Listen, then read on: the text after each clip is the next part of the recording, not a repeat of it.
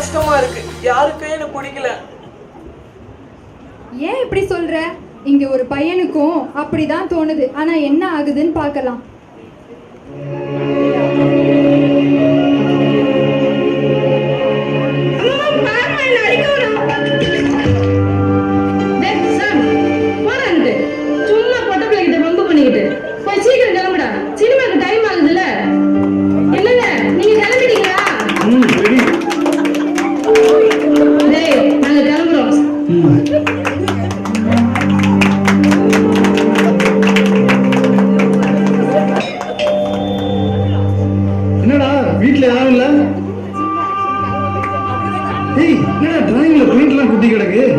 கஷ்டப்பட்டு வந்துட்டீங்களா? ஏன்டா ஒரு மாதிரி இருக்க? டேய், உன்கிட்ட தான்டா பேசிட்டு இருக்கேன். 4 கேள்வி கேட்டா உனக்காக போய் சொல்றா. என்னடா ஆச்சு? தம்பியும் தங்கச்சியும் விளையாடிட்டே தட்டிட்டுறாங்கடா. அதுக்கு அவ்வளோ ஃபீல் பண்ணிட்டு உட்காந்துருக்க?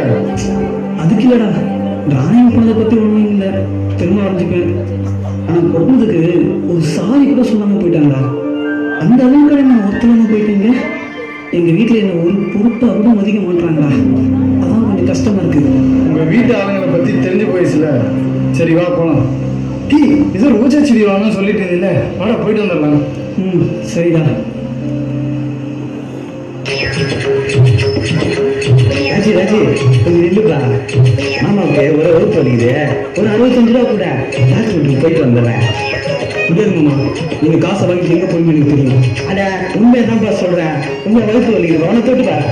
ஏமாம்மா இப்படி குடிச்சு குடிச்சு வீணா போறீங்க? உங்களால் உங்கள் வீட்டில் எவ்வளோ கஷ்டப்படுறாங்க. என்னால் முடியாது. பாருப்பா இருப்பாரு கையெடுங்க சொல்கிறேன். மாமா கையெடுமாம்மா, மறைச்சு கழிச்சு வச்சுருப்பா. பாருப்பா சொல்கிறேன், இருமாம்மா நீ புரிஞ்சுக்கவே மாட்டீங்க. அட உங்ககிட்ட வந்து கேட்டான் பாரு, என்ன சொன்னோம் நோண்டி பயிர. இதாண்டா உலகம் தம்பிங்க உள்ள வித்தியாசம். அவன்கிட்ட போயிருந்தா கேட்கறதுக்கு முன்னாடி எடுத்து கொடுத்துருப்பான். தரித்திரம் போச்சு அவனை. இப்படிலாம் இருக்குன்னா தானே கடவுள் காலை பிடிக்கிட்டாங்க. வயசான ஆள் வேணா, நீ எப்படி பேசணும் உனக்கு தெரியாது. உனக்கு நல்லது சொன்னவனை போய் திட்டுற அறிவில்லை. ஏற்கனவே அவன் வந்து போயிருக்கான். போன போய் இதோ வந்துட்டாருப்பா. காலையில பிடிக்காத இருக்கவங்களுக்கு தான் அந்த கஷ்டம் தெரியும். வந்துட்டானுங்க புத்தி சொல்றதுக்கு.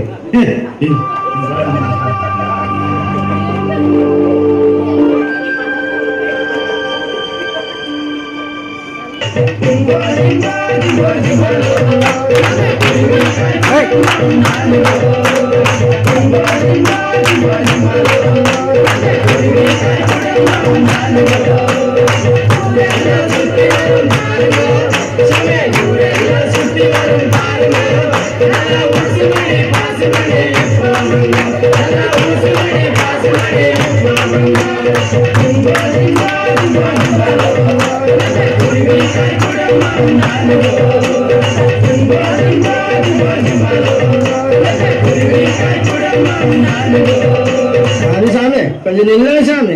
இங்க ஏசுநாதர் கோயிலுக்கு எப்படி போகணும் கொஞ்சம் சொல்லுங்க சாமி. என்னது இயேசு சாமி கோயிலா? உங்க இடத்துல கூட இயேசு கும்பிடுவீங்க? உங்களுக்கு கூட இயேசு தெரியுமா? என்ன சாமி இப்படி சொல்றீங்க? இயேசு சாமி தெரியுமான்னு சொல்றதுக்கு இப்படி ஆச்சரியப்படுறீங்க? நம்ம பாவத்துக்காக சிலுவையில பலியான இயேசு சாமியை தெரியாம இருந்ததுங்க ஆச்சரியம். எல்லாரும் நேசிக்கிற சாமி ஒரு வார்த்தை தானே இயேசு சாமி. பரவாயில்ல, உங்களை நேசிக்க கூட ஒரு இயேசு சாமி இருக்காது. ஆனா என்ன நேசிக்கத்தான் யாருமே இல்லை. ராசா இப்படி பேசுற, அவனுக்கு என்னதான் பிரச்சனை? உங்ககிட்ட சொல்றதுக்கு என்ன புரிஞ்சுக்கிட்டு நேசிக்க யாருமே இல்லை. உண்மையில பார்த்தா பரிதாபப்படுறாங்க, இல்லைன்னா என்ன ஒரு நொண்டியில் ஒதுக்குறாங்க. நான் ஒரு மனுஷன் தான்றத யாருமே யோசிக்க மாட்டாங்க. தம்பி, மனுஷங்க உன்னைய மறந்திருக்கலாம், உன்னை புரிஞ்சுக்காம போயிருக்கலாம். ஆனா உன்னை உண்டாக்கின இயேசு சாமி ஒரு நாளும் உன்னை மறக்கிறது இல்லை. உன்னை உள்ளம் கையில உறைஞ்சி வச்சிருக்கிறார். அந்த இயேசு சாமி தான் படிச்சாரா? அவர் தான் என்னை இப்படி நொண்டி அலைய விட்டுருக்கிறாரா? எல்லாரும் நேசிக்க சாமிக்கு ஏன் மேல மட்டும் ஏன் இவ்வளவு கோபம்? நான் என்ன தப்பு பண்ணு எனக்கு இவ்வளவு பெரிய தண்டனை? ஒரு மனுஷன் ரோட்ல நடந்து போறன்றது ஒரு சாதாரண விஷயம். ஆனா அதோ கூட ஆச்சரியமாயும் ரொம்ப ஏக்கத்தோடு பார்க்க முடியும் என்ன ஆக்கிட்டாரு.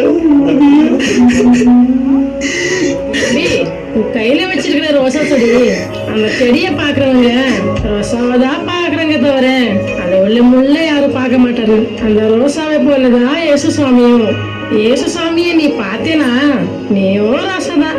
அதுக்கப்புறம் உனக்குள்ள ரோசாவா இருக்கிற இயேசுவை தான் பாப்பாரு தவிர உனக்கு முள்ளா இருக்கிற உன்னோட ஊனத்தை பார்க்க மாட்டாரு. இயேசுசாமி இந்த பூமியில பிறந்தது எல்லா ஜனங்களுடைய குறைவை நிறைவாக்குவதான்.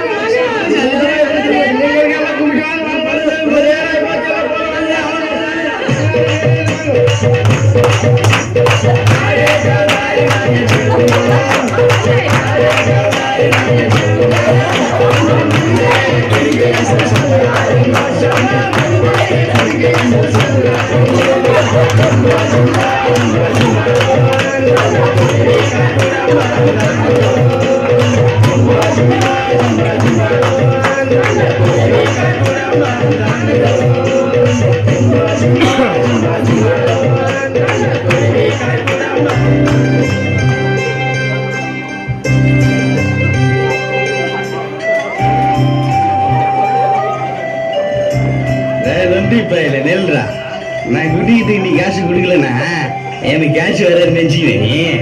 போன கண்ண முடிட்டா அவ்வளோ இதாயிடுமா?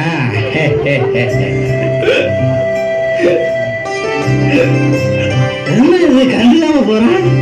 டேய் நீ தான் தப்பா பேசுனியா? சரி என்ன பாங்க. ஏசுசாமியை நீ பார்த்தேனா